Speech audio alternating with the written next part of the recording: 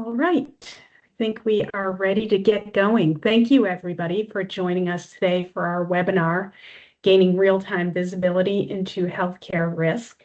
We've got Jacob Wheeler and Mike Donahue here as our presenters. And at this point, I will hand it over to them. Thanks, Chris. On May 14th, 2021, at 9 a.m. in Dublin, Ireland, at the Healthcare Service Executive, really the heart of the National Health Service in Ireland. Users were logging in for the day, but something was wrong. The radiology screen started freezing, and screens that normally displayed, life-saving scans read instead a simple message: "Your data is encrypted. Pay to recover." Within hours, the entire national health system in Ireland was entirely unplugged. And for the next several months, doctors were treating patients with really nothing but limited number of printouts and handwritten notes. The HSE ransomware event, it was the Conti ransomware group. This made a lot of headlines. But what we learned after the fact was actually more interesting. The HSE had all the dots. They just weren't getting connected. If we go back 8 days prior, in a small regional hospital, an EDR tool sent an alert.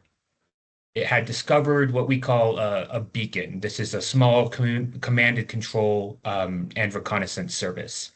But this beacon was camouflaged. It was masked to be a normal service, and it was only talking on normal network protocols. So this tool sent it as a low criticality alert. The interesting thing, though, was that 6 or 7 other hospitals in Ireland also received the same alert within a 2-day period, each of them individually looking at these alerts and ranking them as low criticality. The HSC, they had the data, right? They had the tools, they even had the alerts, but what they didn't have was governance. What they didn't have was anything correlating this data. Their networks were connected, but their security teams weren't. And so Mike and I are going to talk today a little bit about how we can keep this from happening at your organization. My name is Jacob Wheeler. I'm our Director of Sales Engineering. I've been at CloudWave for just about 12 years, traveling around the country, meeting with customers, hearing and learning about their technology and security challenges, and really trying to design solutions so that we can overcome them. Mike? Yeah, thanks, Jake. Good afternoon, everyone. I appreciate everyone taking the time to join. My name is Mike Donahue. I'm the COO at CloudWave. I've been with the business for 14 years, and actually, prior to coming on the service provider side, I spent my entire career up until that point living in your shoes. I worked at 3 different community hospitals outside of the Boston area and one in the Chicago area, actually, where I was the director of IT there. So as Jacob and I were preparing and putting together the content and the messaging that we're going to be sharing with you over the next 40 minutes or so, um, I was really reflecting on my time sitting in the health system side of the house and wishing that I had had this information at my fingertips. So I hope as we go through this that you guys will find this helpful and in some way, help you mature your overall, program for your individual health systems. And as Jacob mentioned, what are we talking about? Gaining this concept of improving visibility across the health system. And for the last, as long as I can remember, I'll say 20 plus years, we've always said you can't protect what you can't see. The problem is in 2026, we see everything. It's really just a matter of the disjointed nature in which we're achieving visibility when we look at security telemetry, as we look at infrastructure telemetry, compliance reporting. We have more data than we ever have across infrastructure, security, and compliance at our fingertips working in the health system environment. The biggest challenge is we're not turning it into actionable information. And why is this coming up in 2026? You can go ahead to the next slide, Jake. Um, why are we here again, and why are we harping on this concept of visibility? And it's really been driven by three things. One we'll get into a little bit more on the next slide, just around the proposed HIPAA security rule updates, which we'll learn more about probably coming in the May timeframe. But it's broader than that. Um, we continue to see state regulatory updates that drive security and infrastructure investments at the health system level. And arguably the most criminal of all of them is cyber insurance providers. To give a real world story, working with an organization that answered their survey and shared that they have next gen EDR, they have next gen MDR technologies, top of the line firewalls, 24/7 SOC, eyes on glass. All of that was great. They had every checkbox that they needed to in order to hopefully reduce their premiums and continue their coverage. The cyber insurance company actually demanded a pen test be done against those assets to pressure test that they could actually stop and capture an attack. And it didn't go well for that organization, unfortunately. Now, they were able to retain their policy at a higher premium, less coverage, higher cost, which is what we continue to see in the industry. But I think it tells the story of where we are today and where we're going to continue to see the market bringing us is this concept of our word isn't good enough anymore. We can't just provide documentation, we have to demonstrate our capabilities. We can't just say that we're compliant, we have to be resilient. And we're really taking the theoretical to the measurable.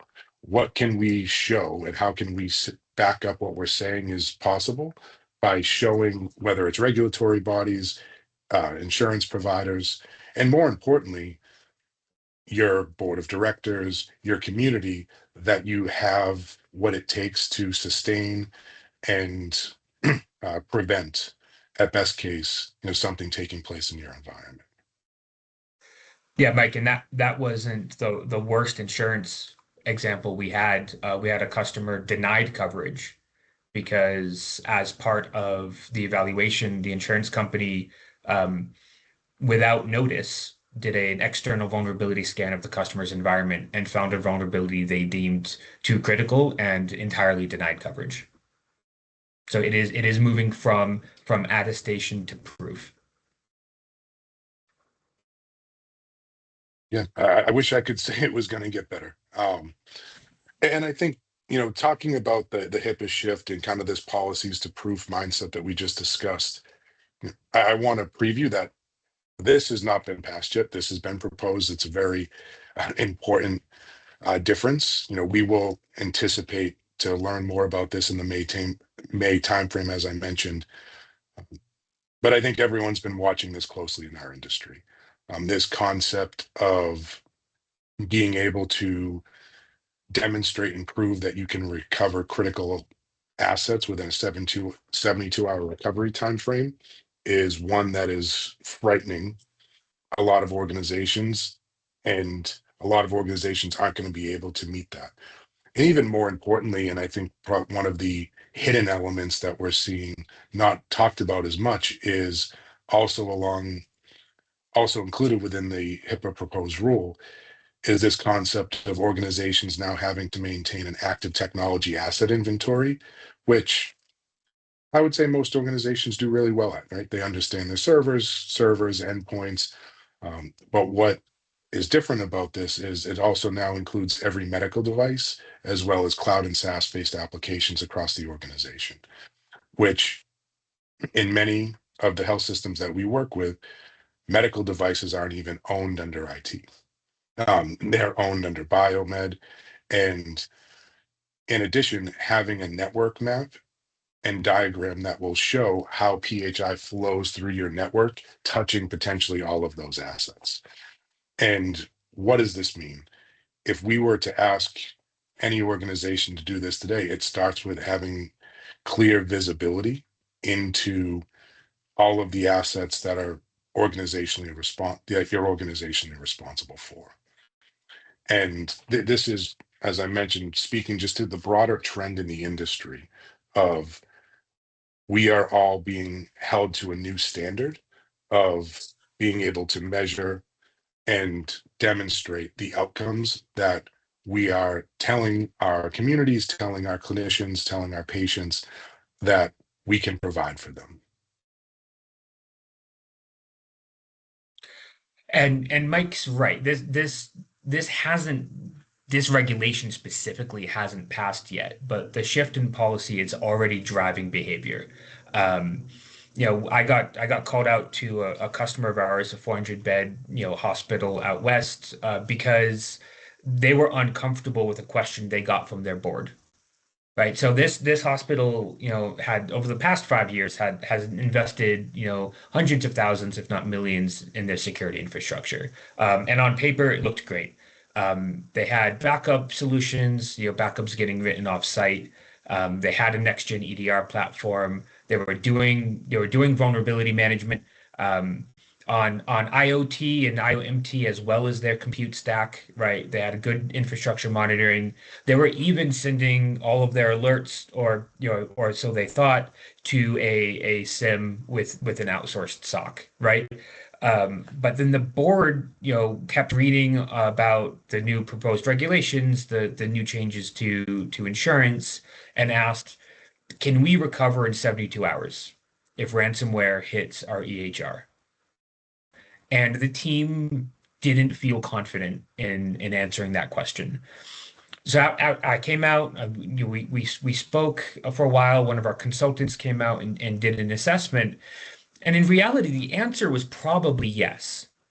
But what the team lacked was the documented policies and the governance to understand how these assets connected to each other and understand how the recovery process would work if the worst comes to pass. And so while they had the tools and they had the data, what they really lacked was the visibility and insight into how all of this connected and what to do if the time came.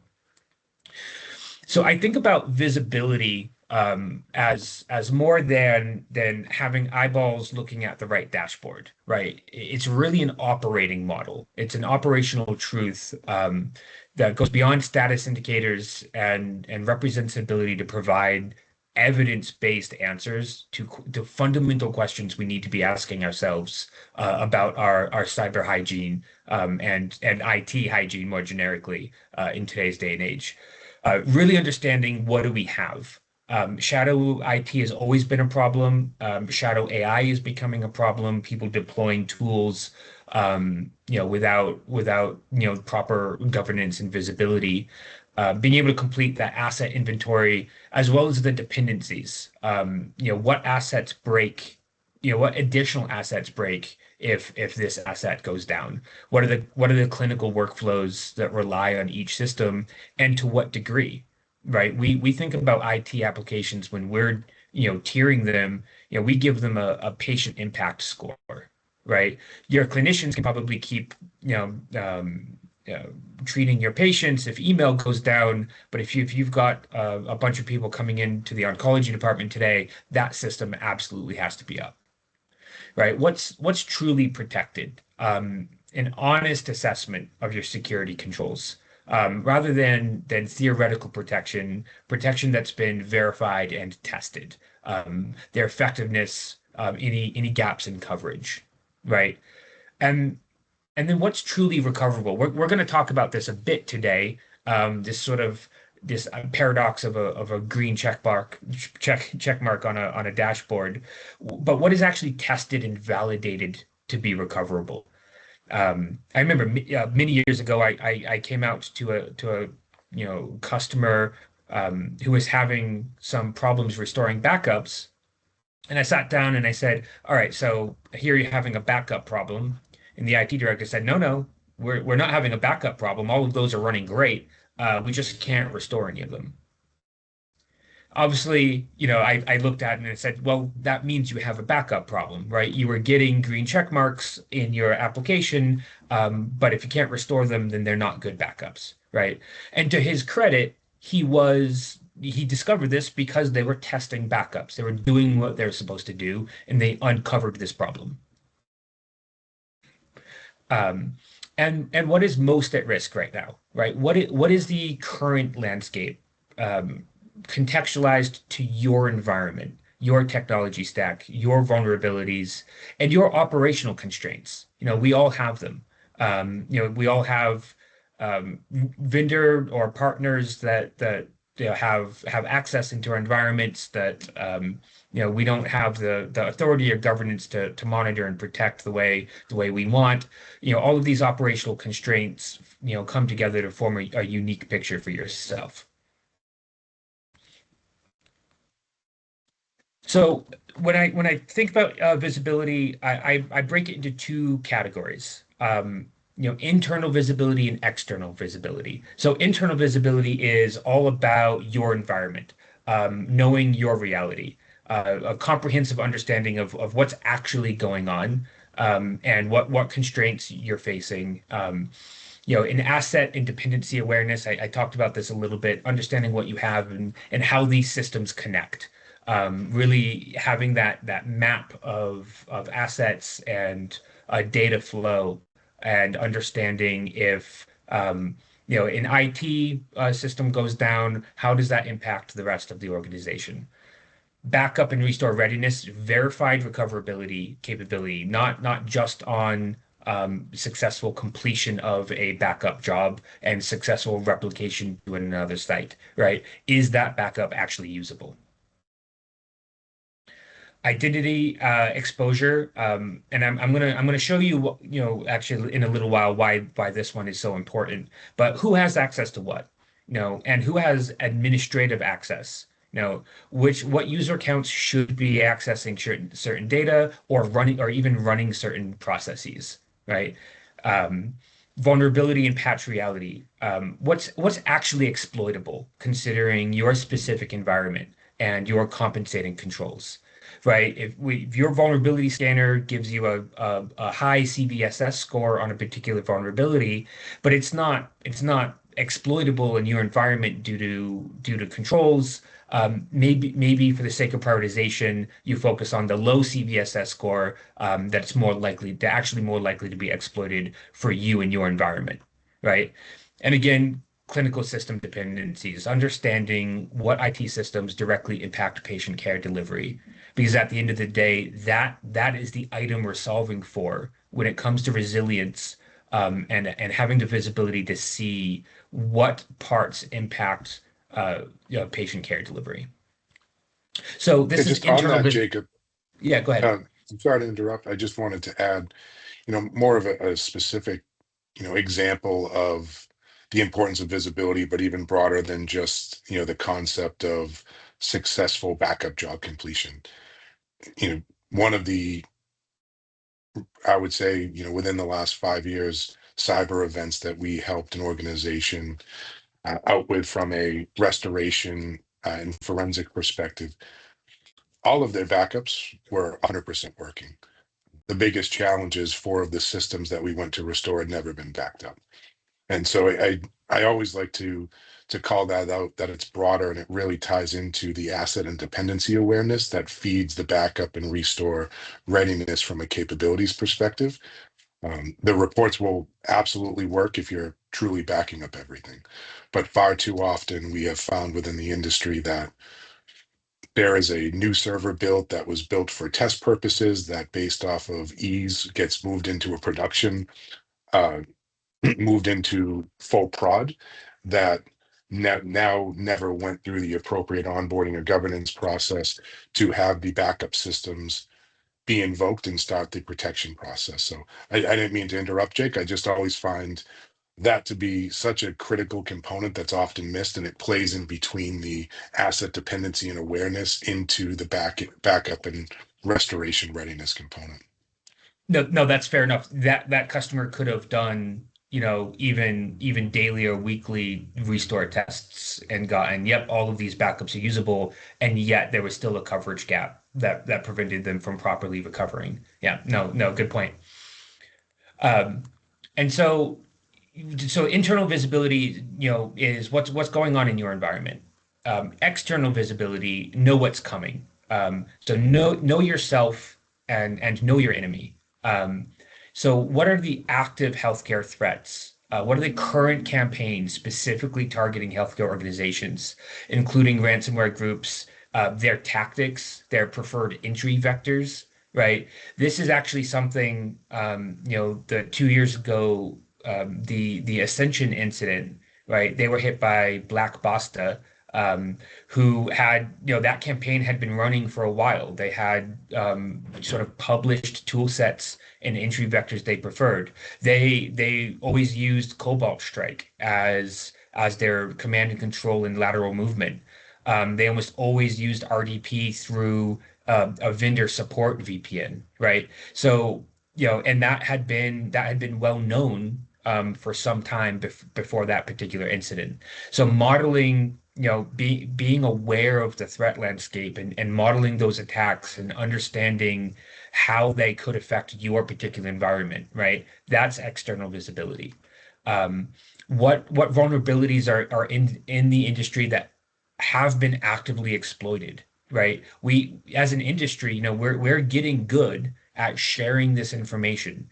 Whether it's, just sort of healthcare ISAC, intel feeds, or even better, real-time um, threat intelligence feeds from like Google Global Threat Intelligence and Mandiant and Virus Total, right? Having access to these, understanding what's being exploited in the field and correlating that to your environment. Credential exposure trends, right? Monitoring for compromised credentials related to your organization, your vendors, your employees, across breach databases, dark web markets. Mike's going to talk a little bit about this later as well. And threat actor patterns. What techniques, tactics, and procedures are the attackers using in the current campaigns? How could your organization may be targeted? Understanding, back to the HSE example, right? The Conti ransomware group always deployed that way, and those TTPs are findable, early indicators that they're conducting reconnaissance in your environment. And so, organizations that do this really well leverage tools. Again, like ISAC feeds and Google Threat Intelligence, industry specific threat sharing to contextualize external threats against your internal reality. And what comes out of that is a unique cyber threat profile for your organization. And every organization, this is going to be unique to some degree, right? Threat landscape, who's targeting you, that might be the same as a lot of healthcare organizations, but your organizational profile, the degree to which you're vulnerable, right? One of the exercises we walk through with customers is sort of attack modeling. We can use examples, we can walk through the MITRE, attack framework, or we can just sort of take a few recent examples. We model these attacks, and we do this in our tabletops. We model these attacks, and then we ask the team, how reasonable would this actually be for your environment? Do you have some mitigating control which makes this likely? Do you have some business constraint, some operational challenge that makes this type of attack particularly potent? And this allows us to strategize and prioritize from certainly a budget investment, time and effort point of view, and risk and impact analysis, right? If there's an attack pattern that focuses on a type of application or department that's not in your organization, the risk and impact of that external visibility may be lower. On the other hand, right, if all you are is a cardiology clinic and there's a campaign focusing on cardiology applications, then your risk and impact analysis is going to be through the roof, right? But the point here is when you combine internal visibility, and we're going to talk about how you generate that with external visibility, you get a very useful and tailored cyber threat profile. And I'm gonna show you how that works in practice and how that can be the big difference between a successful attack and one we can foil. So here is a real example of a SOC process that's enriched by a cyber threat profile, right? This did happen. So there was an EDR similar, I think it was an EDR alert about a suspicious PowerShell execution. We had an agent that went out and enriched the initial alert with internal context that you get from internal visibility. We determined the asset that the script was running on, which was a nursing station. The user that had launched the PowerShell script was a traveling nurse. Right, this traveling nurse had very limited administrative access, and had no reason to be launching a PowerShell script, right? And that script was reaching out trying to access in the EHR database. So we knew the asset, we knew the user was suspicious, and the criticality of the asset it was attempting to access. Then we have a threat intelligence agent that enriches that case data with external visibility. We were able to attribute it to a ransomware as a service group using a well-known living off the land technique for lateral movement and targeting a legacy medical device gateway vulnerability that had been previously exploited in the wild by this RAS group. Right. So within minutes, we went from, okay, a PowerShell script alert is running to, all right, that's running on a critical asset by a user that really shouldn't be running it. And we're able to map it to a TTP for a known ransomware as a service group. Right. So we went from a basic alert to the ability to make a thoughtful, informed response. We were able to isolate the device and initiate a threat hunt because we knew for certain that this was an attack. But we knew it for certain because we had internal visibility into the customer and external visibility into the threat landscape.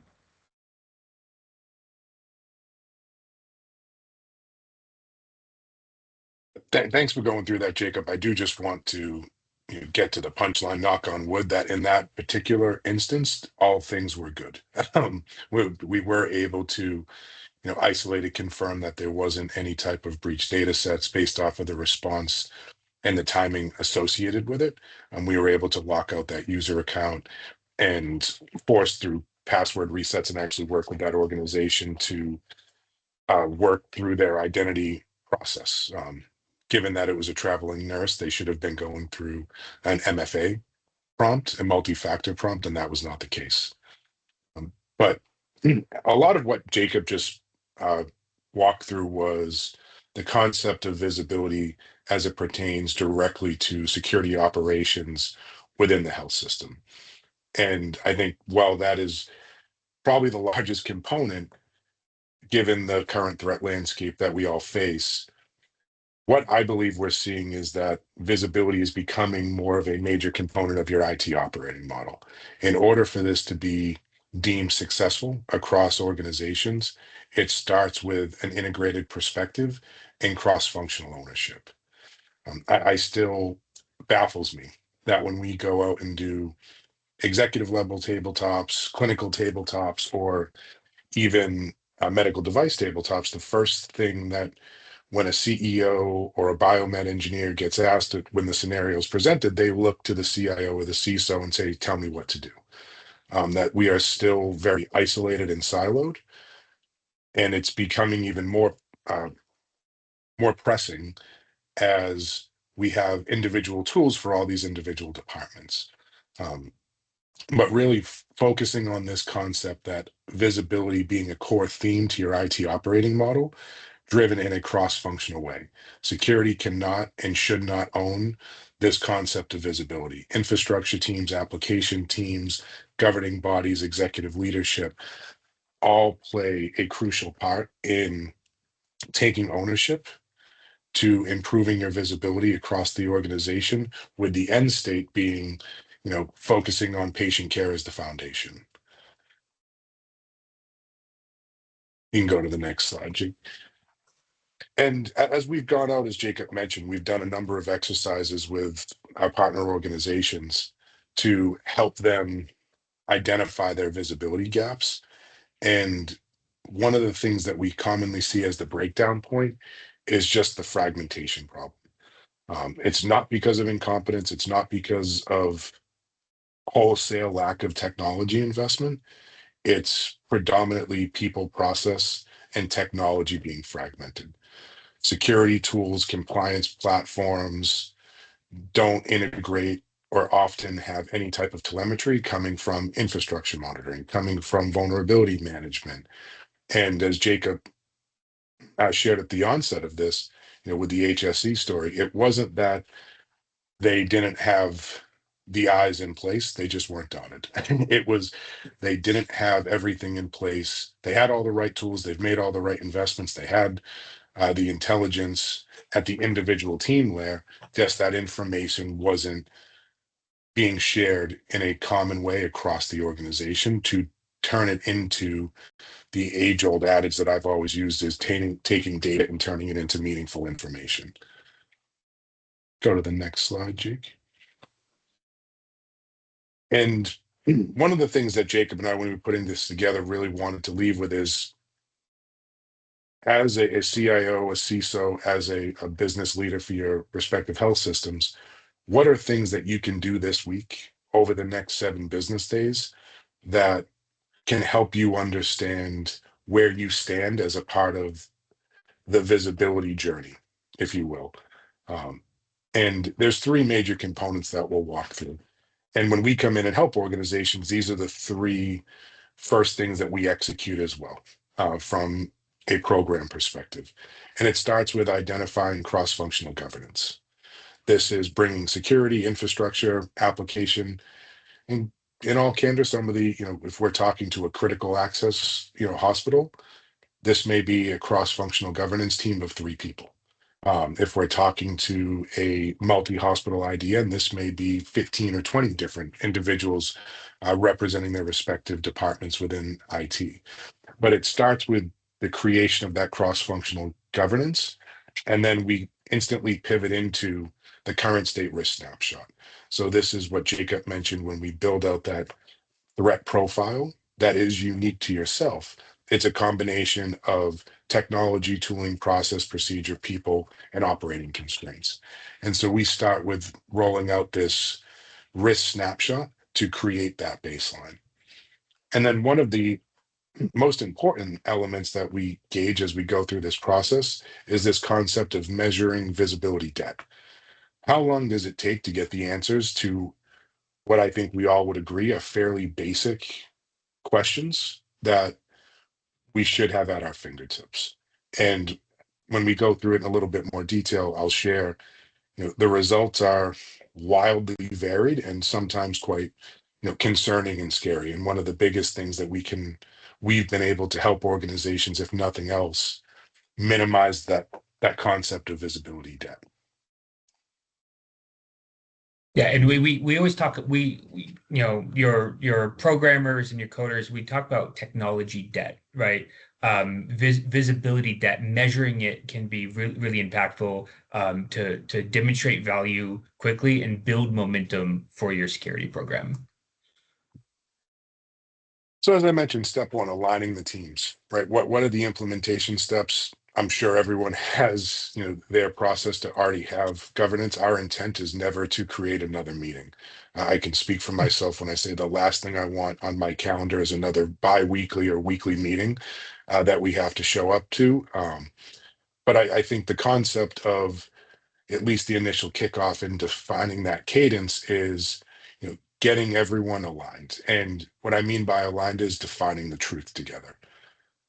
When Jacob and I were prepping for this, I was pretty candid with him. When I sat in On the hospital side, as a system admin, if I get asked, hey, are backups successful? Even if I was actively trying to fix one, the answer more often than not was probably yes. And I think, that's just human nature. We continue to see that. If you went to your teams today and says, am I protected? Is everything working? I think the default answer is often yes, even if it's currently being worked on in the background, because there's a level of confidence that by the time I report it, by the time I say it failed, by the time I go share what my corrective action plan is, I could have already fixed it. So why am I going to get everyone hot and bothered? But I think it's important to drive that concept of truth together. Like it is okay that technology fails. It is okay that someone didn't necessarily follow an SOP, because by establishing that truth is giving people a way to share open and freely without fear of action. Um, and I think establishing clear ownership, again, nothing earth shattering coming out of this, but it is truly making sure that you have clear line of sight and defined roles for everyone on your team for how they're going to play a part in helping to solve this problem. Because it's not necessarily a fun exercise going through this. And it's certainly when you establish that operating rhythm as a team, you hope to never need this, right? The goal is we're preparing for something that we hope will never come. But ensuring that as we see the industry continue to pivot, regulatory requirements change, insurance providers being more forceful in what they're demanding that we can show, this is a way to get in front of it to make those processes a lot less painful for the organization. And going into the establishment of a risk baseline, um, nothing I would say anything that's earth shattering here. Backup status and exceptions, making sure that not only is every asset defined within your organization, but what is being backed up, what is the cadence, and more importantly, what is the performance of those assets? Um, we've come across multiple times organizations saying, yeah, I have backups, but this particular system became based off of size or throughput, where only it's taking us 3 days to complete. Well, not necessarily optimal, and creates a major risk for that individual asset. Now, if that is a internal file share with people in registrations, grandchildren's pictures of the grandkids on it, probably not that big of a risk. But if it's a file sharing platform for clinicians to store notes before they get transitioned out, that would be a substantial risk. As Jacob mentioned, walking through the last tested restore by system, we understand one of the biggest challenges within our market is people, right? And we're never going to recommend to an organization you should be doing large scale system restores on a monthly, quarterly basis.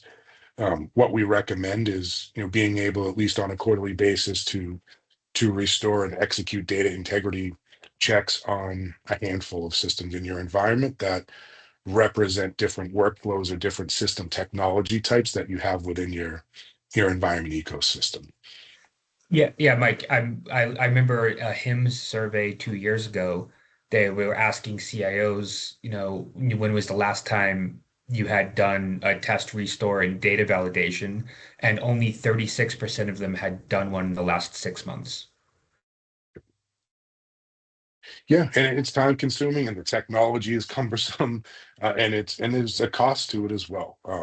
Unfortunately, nothing in tech, whether we think we bought it once and we can use it over and over again, it still has a cost to using those assets. Administrative accounts, again, this is probably one that continues to plague our industry more than anything else. Too many admin accounts being used across our health system, and often there is not a clear audit process or any type of audit cadence for how they get cleaned up. I would say 3 of the last 5 cyber events that we've personally helped organizations recover from started with administrative level domain accounts. And once they have that, it is very hard to have the results that Jacob shared earlier in that scenario. MFA bypass accounts. I hope there's no physicians on the phone. Because if there is, I apologize. But doctors are often the loudest, the biggest driver for why today there is still MFA bypass accounts being leveraged in healthcare IT. It's a couple extra clicks. They don't want to look at their cell phone. It's disruptive, and they're the loudest. They're the smartest in most cases. So there's really very little, and it's depending on the culture of of your individual organization for the tolerance of that behavior. But MFA bypass accounts continue to be a major risk factor, and in many cases, this is one of those items that it takes organizations a day or two to audit for who actually is being bypassed based off of certain scenarios.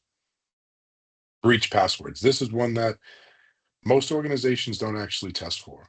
Um, this is doing a scan across your directory services environment and comparing all of the known hashes based off of the individual passwords to known breach databases.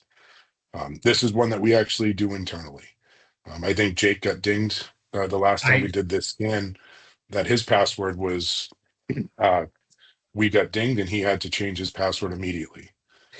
That is true, and it was annoying. It was a frustrating process. They don't have my MFA token, so what does it matter? But it does, right? Every maintaining sort of every peg of clean hygiene matters. I had to stop what I was doing, reset my password. And he learned an invaluable lesson that Jake123 isn't a secure password. Hey, to be fair, I thought I had fooled them. The A in Jake was actually an at sign. At sign. But that is one, again, it's not, this is not a massive technology investment. This is just more operational hygiene to improve that visibility, right? Being able to look at what are your biggest risk factors. And that's why we've chosen these categories to establish that risk baseline from a technology perspective, because these are the ones that we 99% of the time are what's actually causing uh, breaches to take place. And then high and critical vulnerabilities. This is, not necessarily just a part of your vulnerability threat management program. This plays a large part into your patching cadence across the organization. And I think, as Jacob mentioned earlier, just because something is a higher critical vulnerability doesn't necessarily mean that it becomes a top priority if you understand what's in place within your system today, and you have that inward visibility to your protective approach. You can now prioritize something that may be a medium vulnerability, but is being targeted through certain ransomware groups that are existing within the industry. Yeah, Mike. I mean, there's a big difference between, maybe you have clinical data in a 2003 server, right? The vendor's gone out of business. They never rewrote it for 64-bit operating systems. And so you can't get rid of it, right? So you've got a critical vulnerability in your environment. And there's a big difference between it just sitting there on your flat network and it being behind a tightly maintained east-west firewall, right? The vulnerability is there. How critical is it, and what's the likelihood of exploitation? And then lastly, I had teased this, this concept of measuring your visibility depth, and what we've called here measuring the hidden problem. This analysis is based off of real world data that we've seen. As I mentioned, there are some on the phone that may say, I don't even have 12 people across all of IT. What the hell are you talking about? We can't. But as we go through establishing governance and establishing that risk baseline, we are capturing and very thoughtful in approaching how long is it taking for us to end get the insights that we need to establish that initial risk baseline. And so on average, we're seeing 12 different people being consulted within the organization, 8 different tools being referenced.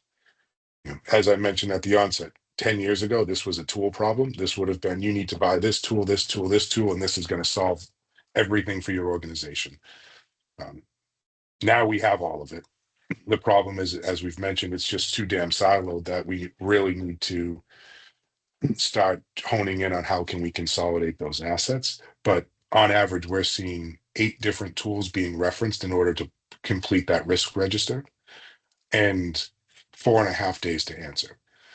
That one, I will, in transparency, fully share that coming in as a consulting organization and doing this as a part of a project, we're not anticipating to get this in a real-time capacity. So that number is probably a little high based off of what we would anticipate to see if we were in a real world event. But I do think it would traditionally probably be a day to a day and a half for us to get that entire risk baseline completed, given the different number of people that we often see having to be engaged, as well as the different tools that have to be reported out of in order to drive this. And I think, why is this data important? Right? This is not a scare tactic. This is not a way to say, well, I've been looking at maturity of my cyber program completely different over the last 3 years. Why is CloudWave telling me I should look at this now? We believe that tracking this is one of the most powerful metrics that we've talked about, because this is truly the understanding of building out that internal visibility that you need to better protect yourself. And this is understanding your operating limitations and gaps, right? I think I would be concerned if the average number of people consulted was one across the organization, because if that person is now out of the office or unreachable, there is a much bigger problem to the risk baseline that we've been establishing. And one of the nice things about this and taking this approach, I know Jake, you've worked with partners on this, is actually using this analysis to build out investment strategy across, not only just the security investment piece, but more importantly, even the technology investment piece, and how we can better synergize those two departments into a streamlined operating model. And Yeah, then going to the, go ahead. I was just saying, no, that's absolutely right. Having a cyber threat profile, understanding your internal visibility can help drive and prioritize funds, which are always in competition. I've had a CISO tell me, Jacob, my biggest issue isn't a threat actor. It's getting the money I know we need to put in the process and the tool sets. So having that cyber threat profile tailored to yourself is a great tool for communicating with the rest of the organization about what gaps you have and what gaps you need to fill. Yeah, thank you, Jake. And before we open it up for Q&A, just kind of wrapping this is, resilience requires proof. Again, we're talking about concepts that we were all very painfully aware of 15 or 20 years ago. You can't fix or protect what you can't see. As we've chatted a lot about, this is not don't have access to it anymore. It's how do we turn this into the most meaningful outcomes that we can drive to protect our communities, to protect our patients, and to protect the business. Visibility is going to enable prioritization of key strategic projects for your organization. It enables streamlined rapid recovery.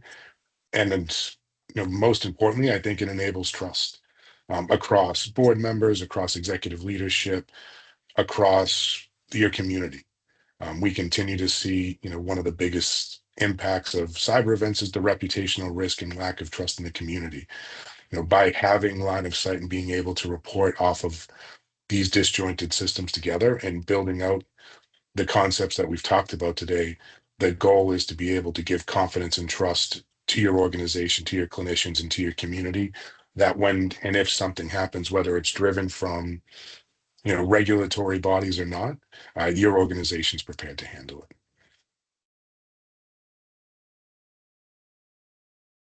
I think that's all we have from a content perspective. I don't know if there's any questions. You can.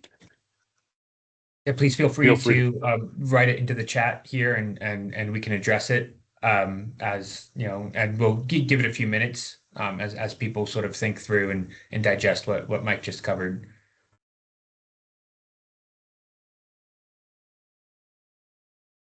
And as we're giving people a few minutes, I'll just interject and say that we have recorded this meeting. I'll send out a link to it. So if people want to listen to sections again or share it with people that they work with, feel free to do that.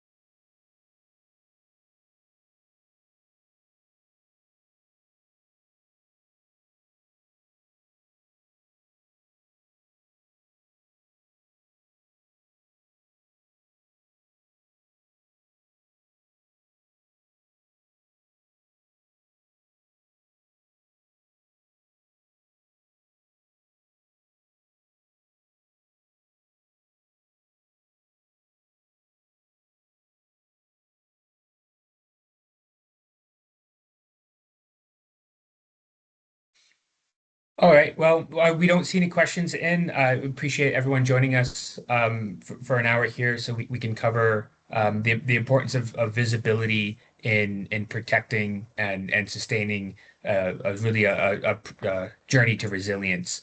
As Christine mentioned, we will be sending out a link for the presentation. And if you have any questions after you sit with it, please feel free to reach out to us. We're always happy to hop on a call or come out and dig into these topics a little further.